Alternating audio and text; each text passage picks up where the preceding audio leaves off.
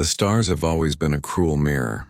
They reflect not the promise of hope, but the certainty of endings. And for the Eldar, that reflection has long since hardened into prophecy. Their laughter once carried across the void, a symphony of arrogance and artistry, but it has curdled into a dirge that few still dare to hear. Across the fractured remnants of their empire, the craft worlds drift like mausoleums lit from within, each one carrying the memory of a civilization that once rivaled gods and now flees from its own shadow. Every rune carved into wraithbone, every soulstone clasped to a breast, every whispered prayer to a silent pantheon is a reminder that the fate of the Eldar is not simply death, but the slow, inescapable consumption of everything they are. The doom that chases them is not distant. It sits at the edge of every thought, a reflection in every mirror, and a whisper in every dream. If you feel the weight of this tragedy and wish to journey deeper into the heart of it, then lend your voice to this chorus of remembrance. Subscribe, share, and remain with us in this unfolding story of the Eldar's fall. The galaxy is vast and merciless, but together as listeners and witnesses, we keep the fire of memory alive even against the night. The tale you will hear is not of victories, but of inevitabilities. It is a story carved into wraithbone,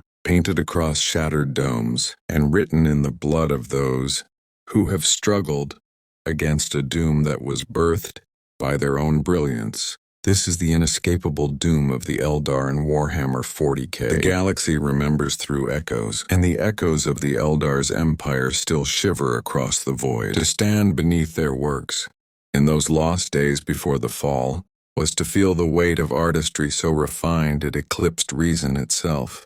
Towers of wraithbone stretched not as the crude stone of human cities, nor the metal carcasses of orc fortresses, but as living veins of light, pulsing with psychic resonance. Every archway curved like the flow of water, every chamber hummed with a song that no human ear could bear for long. The Eldar did not build as mortals build. They coaxed their homes from the fabric of the Imperium, shaping living structures that breathed and dreamed with them, reflections of their own boundless psyche. Their fleets too bore this symphony of arrogance and beauty, where human void ships groaned with iron hulls and rattled with the ceaseless coughing of their machine spirits.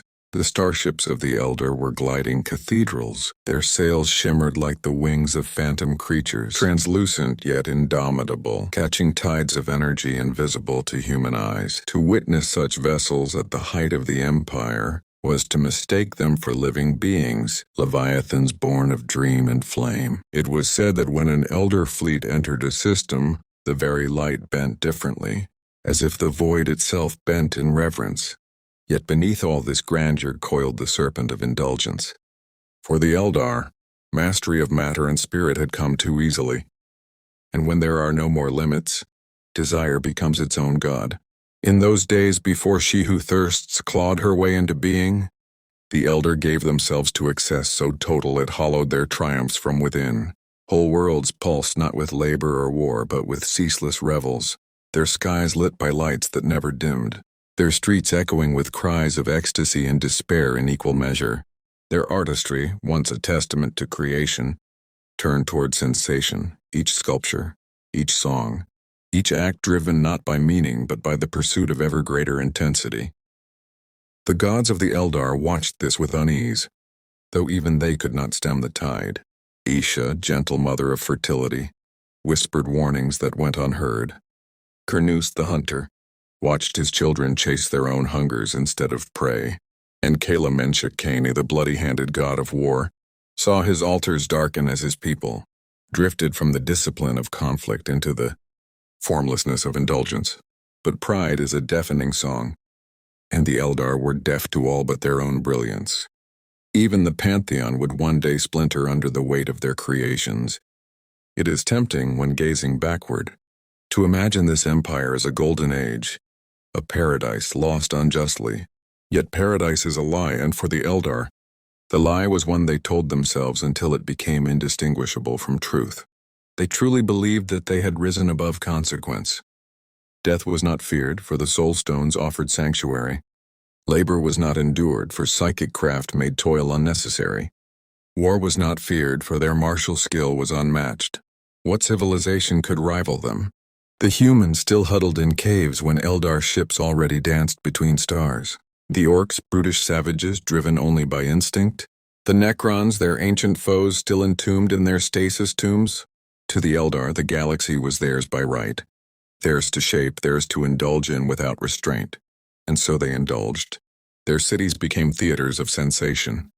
Their temples became halls of intoxication. Their philosophers ceased to debate virtue and instead sculpted dreams into reality for no reason but to taste them. Pleasure cults bloomed like fungi across their worlds, drawing millions into endless carnivals of flesh and spirit. What restraint once bound them had long since been discarded.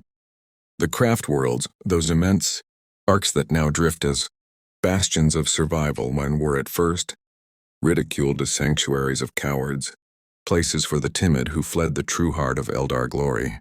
Those who withdrew to the craft worlds were scorned, cast as ascetics refusing to drink from the overflowing chalice.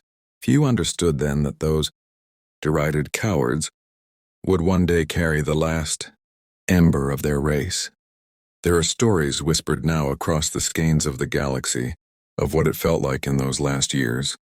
Before the fall, to walk through an Eldar pleasure city was to be swallowed by a tide of sensation that stripped away identity. Some speak of chambers where sound itself became liquid, filling lungs until the listener drowned in song. Others tell of feasts where each taste was so overwhelming it burned away memory, leaving the eater lost, weeping with joy and confusion. Entire continents became stages for games where lives were wagered, discarded and remade, and none cared so long as the hunger was fed. These were not simple entertainments.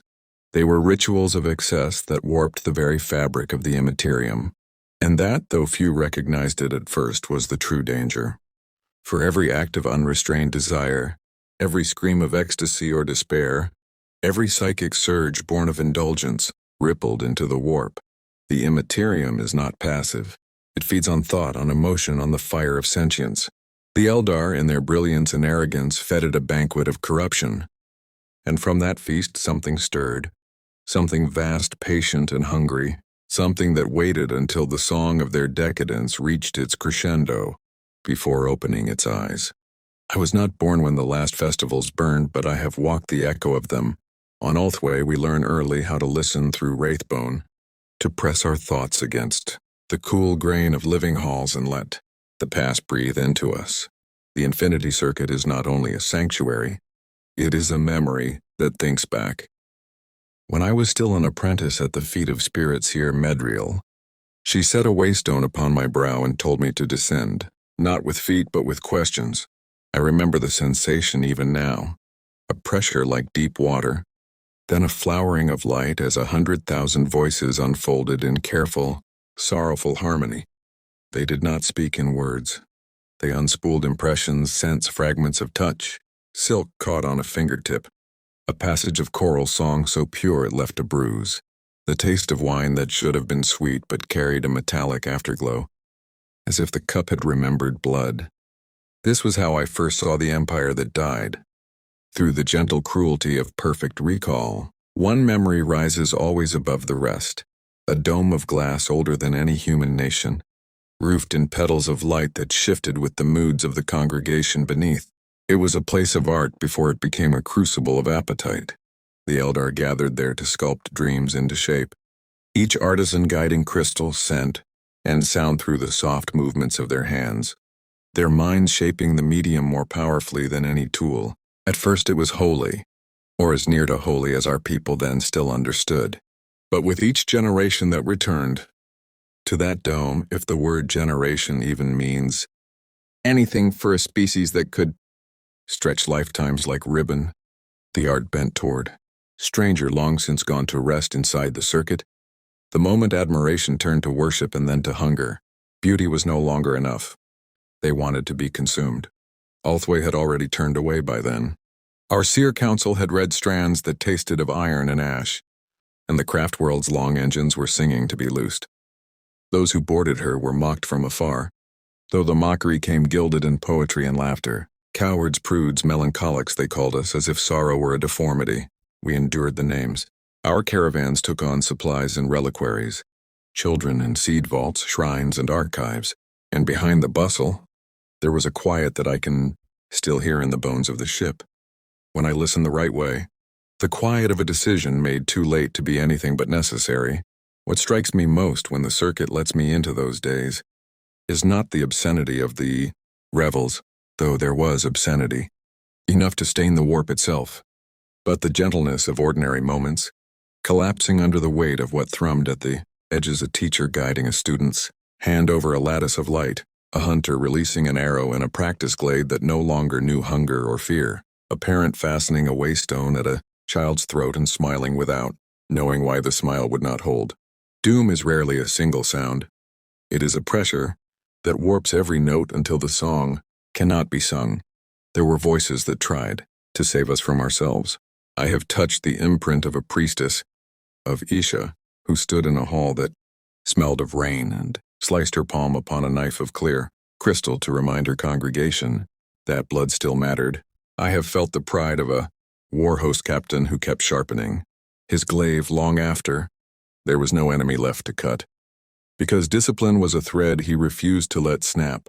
And I have tasted, bitter as burnt resin, the apology of a poet who set fire to her own work when she realized the audience had come to be dissolved, not moved. Each of them felt the same paradox. The more they resisted, the more the current proved itself. They could stand in the river and scream the word no until their throats failed. But the water was already high and the banks were already broken. I am told by human scholars that our downfall seems obvious to them in retrospect. Excess births monsters, they say, as if saying it marks them wise. They do not understand what it means to feel the warp answer, to sense the immaterium, lean close and listen, like a beast learning the sound of its name. The immaterium is not a mirror. It is a mouth. When an entire species feeds that mouth with a chorus of craving, the mouth grows teeth. The first time I felt the faintest graze of that hunger in the circuit, I tore the waystone from my brow and retched into my hands. The taste was ash and rose syrup.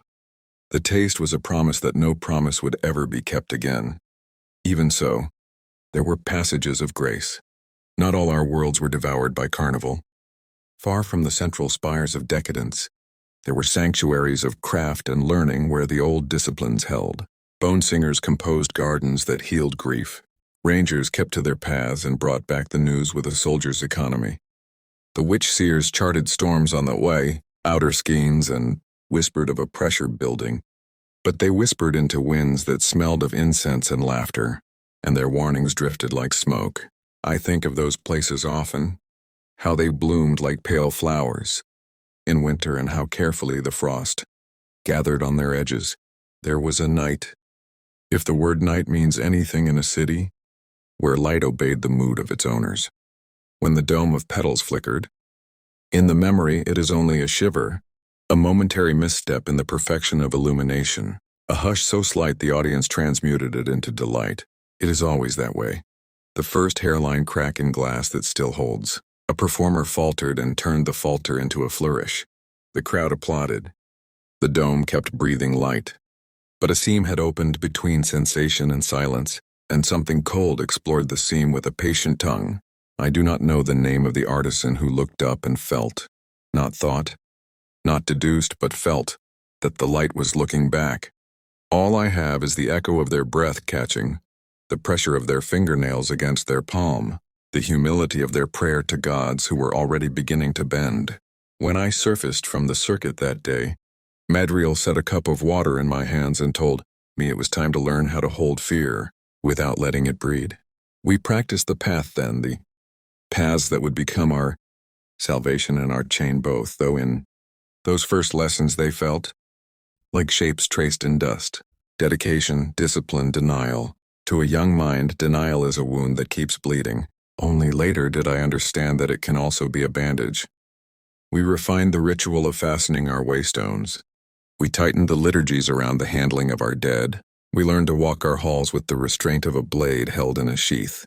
The ship hummed underfoot like a sleeping behemoth.